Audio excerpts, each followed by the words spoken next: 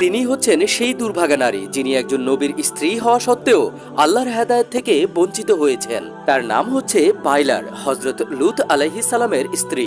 তখনকার সময়ে লোকেরা সমকামিতার মতো জঘন্য পাপে লিপ্ত ছিল, এমনকি ধর্মের উপরেও নানান কটাক্ষ করত।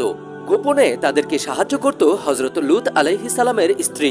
আল্লাহ তাআলা আযাবের ফেরেশতার মাধ্যমে লূত আলাইহিস সালামকে জানালেন, তোমার কওমের উপর ভয়ঙ্কর আযাব আসতে যাচ্ছে, তুমি তোমার পরিবারকে নিয়ে এখান থেকে চলে যাও, আর আযাবের সময় পিছন ফিরে তাকাবে না।